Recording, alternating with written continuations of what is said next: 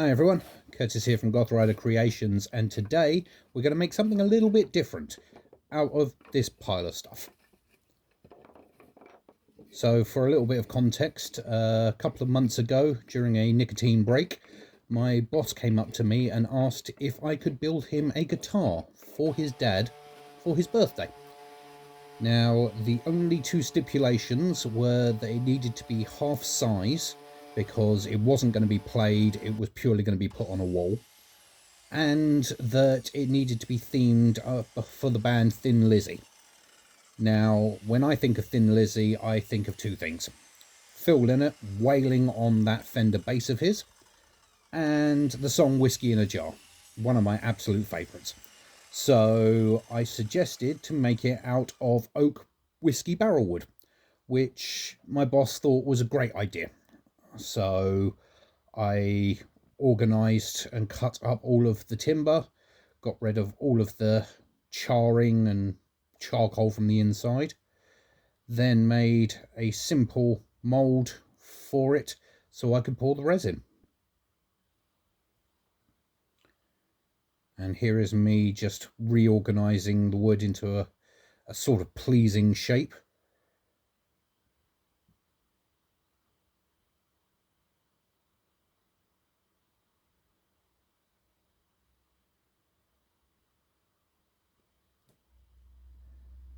And then constructing the mould just using some basic cardboard and tape.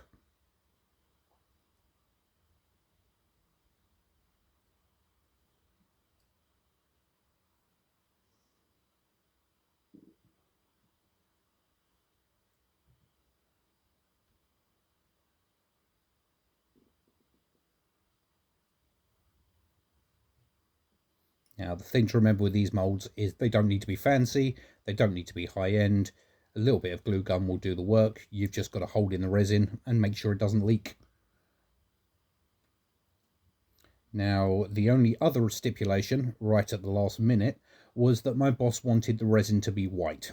Now, I said to him this was a bad idea because of all the charring on the inside of the wood. There's going to be black flakes, it's going to be a nightmare.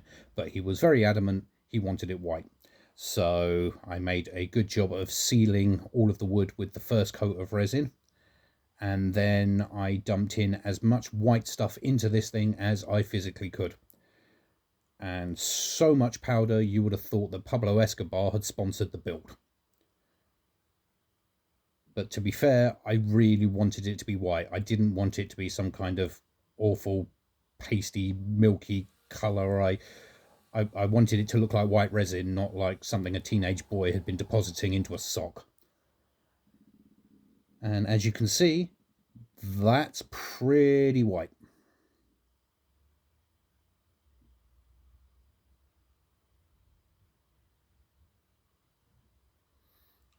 Oh, and a little tip for anyone doing these kind of things: it doesn't matter how much mold release you put on your mold, what you do, sometimes you've just got to get your wedges out and go medieval on the thing.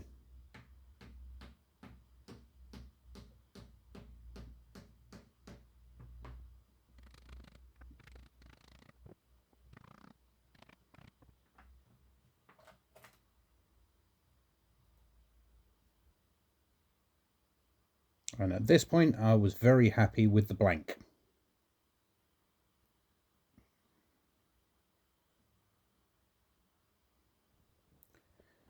Now, I'm not one of these pro shops who have access to wide belt sanders or large thickness of planers, so one morning I decided to knock this ugly contraction up using a spare melamine shelf, a couple of 2x4s, a spare chunk of wood, and a yoga mat.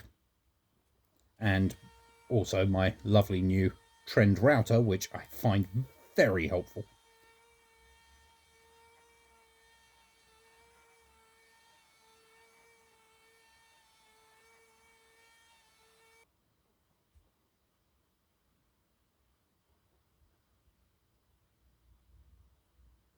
And then it was at this point that the whole plan went to hell, because I bought these spare necks off of Facebook Marketplace, and this mini one just happened to be the exact right size for this build.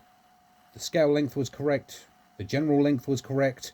Everything was pretty much perfect. So I then decided I had to make it playable. So this is me removing 5mm off of the edges of the fretboard and reshaping the headstock so I can make it usable. And now I get to cut out the rest of the body using my lovely new bandsaw. I got this from a friend who worked at a woodworking shop opposite me. Unfortunately, he had to close the business, and he sold this to me for an absolute steal. And it is great. It's really speeding up my process, but I don't trust it. It's a bit violent. It's like that girlfriend you had at school. She was really passionate, and it was all really exciting and really crazy, but at the same time you wouldn't leave her alone in your flat with your bunny or any pots and pans.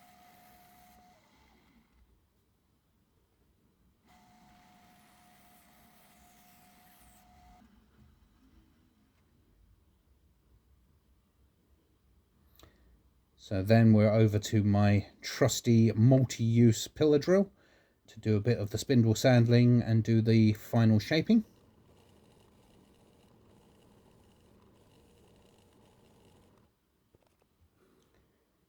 And then sorting out the neck pocket. I've seen a few people do this in a few different ways, but the way I like to do it is just place the neck where you want it, draw around the base with a Sharpie, and then tape on some wooden blocks really close to the inside of the line, and then getting out the router. I don't know if that's quote unquote the correct way to do things, but it seems to work for me.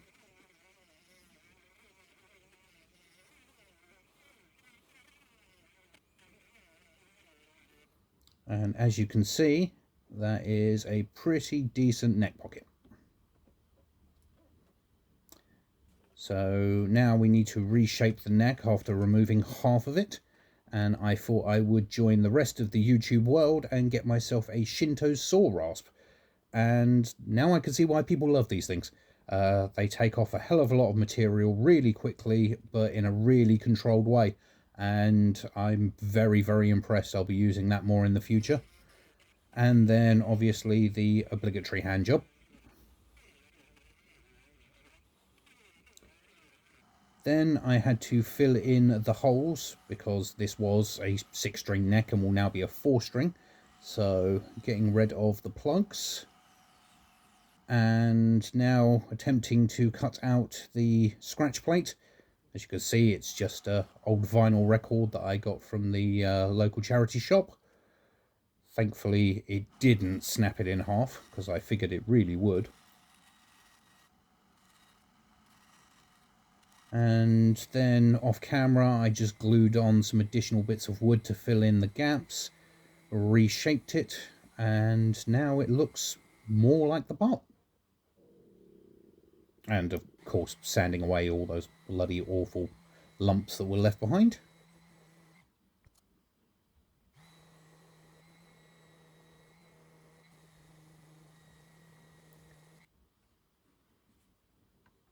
And yes, before you say anything, that neck pocket is now a little bit loose, but once that's epoxied in, that will not be a problem at all. Now comes the slightly more contentious part of this build, and that is the filler for the headstock. Now, I know a lot of purists will be screaming into the screen at the moment, saying, you can't put filler in a guitar. Yes, you can. Almost every painted guitar that anyone owns will have an amount of filler in it. It's not a problem. Use good quality filler and only use it to sort out minor blemishes or minor problems. If you're filling in a whole cavity, then yes, it's going to look bloody awful, but this is just to smooth out some of the imperfections. It's nothing serious. Next comes the fretwork, and I was very nervous about this because this is pretty much only the second neck I've ever fretted. But I decided to splurge on these lovely little press cores you can buy. And out comes again my favourite multi-purpose tool. and pressing in the frets. Because of the flex in the bed, I decided to press it in twice just to be 100% sure.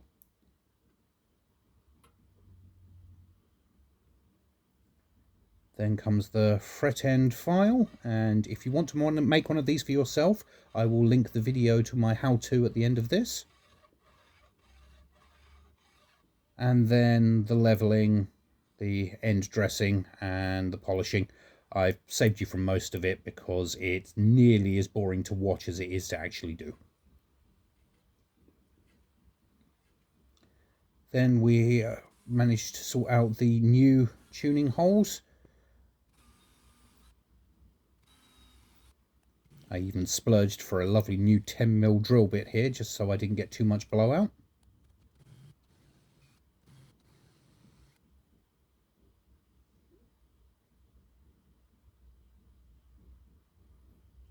And finally a little bit of Halford's Finest, and we can call this headstock done.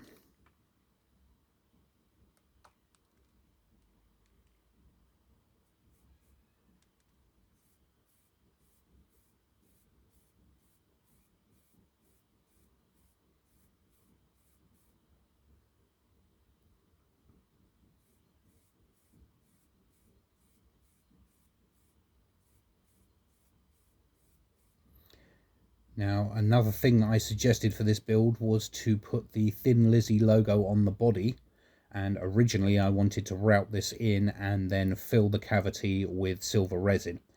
Now, when I started actually tracing out the logo, I realised it was very fiddly and there were very thin spaces between the letters. So if I'd used a router, I probably would have blown through the oak in seconds and made an absolute mess. So I decided to pivot and do a little bit of gilding, which I'd never done before, but is actually quite easy and kind of therapeutic. You just paint on the craft adhesive, squidge down some silver leaf, rub it in carefully with your finger, not like that, and then just brush away all the excess. You do need to be careful not to brush too hard, but it was actually quite an easy system and came out surprisingly well.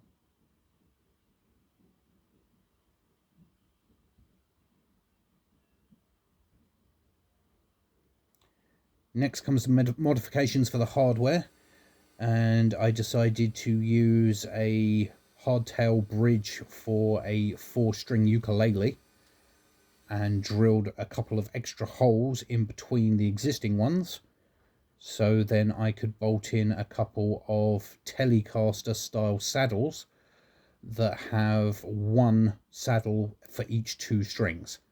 And once it was all in place, it kind of looked like a bass bridge, which was kind of what I was going for.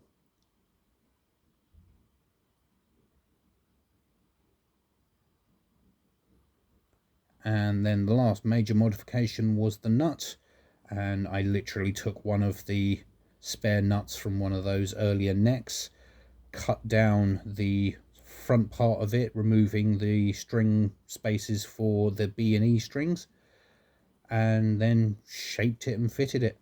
It meant that I didn't have to make a custom nut. It was the right width, it was the right thickness, it was the right height, and it meant that I didn't have to recut any new string spacing, so made life a lot easier.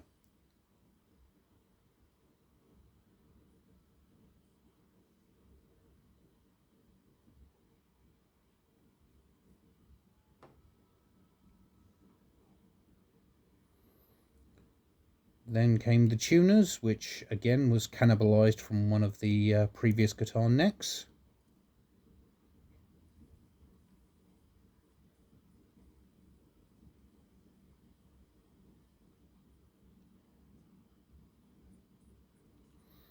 And then Mrs. Goth Rider was very nice to offer me some of her chopping board oil. I couldn't find the stuff I'd used previously, and I figured this was something just good to nourish the wood and give it a little bit of protection.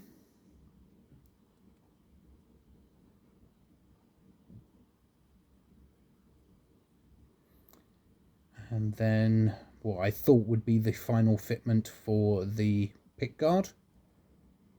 Just getting that lined up and screwed down.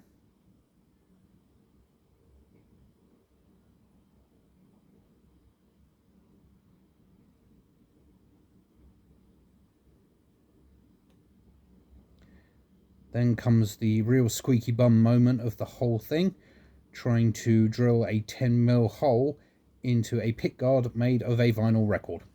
This was not fun. I expected it to crack at any second, but I was very, very lucky.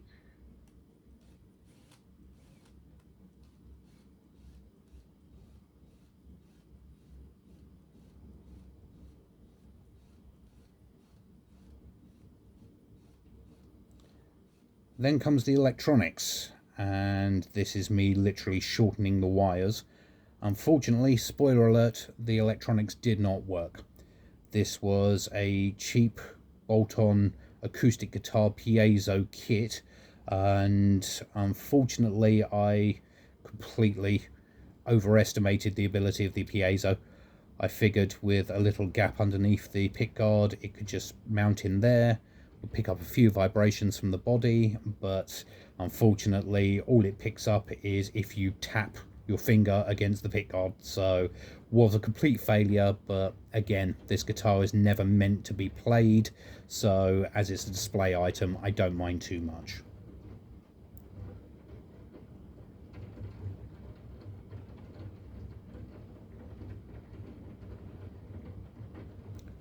And at the end of the day, if Phil decides he does want to play this thing and does want electronics on it, I will happily custom wind him a miniature pickup that will fit the bill. And there we have what I thought was the completed guitar.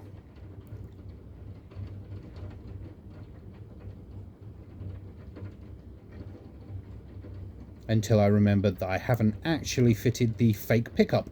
So that evening I knocked up a quick basic mould, poured in some black resin, drilled and tapped with some very, very miniature screws just to make it all complete. And now I will hand over to my friend Ollie for a basic sound demo. They are brand new strings and they have not been stretched, so please be nice.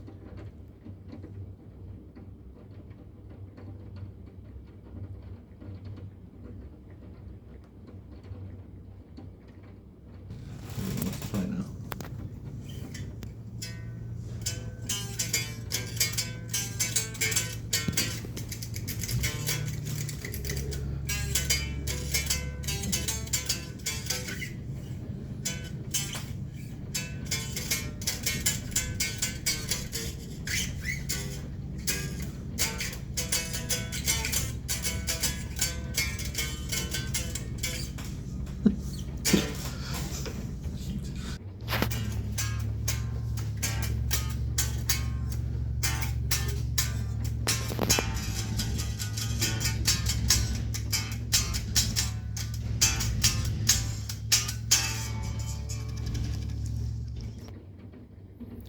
So there you have it. All you wanted to know about making a kind of bass, kind of guitar, half-size thing out of whiskey barrel wood and resin. As always, thank you so much for joining me. If you're new to the channel, please think about subscribing. It really does help the channel and get me up there with the rest of them. Please throw us a comment and let us know what you think. And I will see you all on the next one.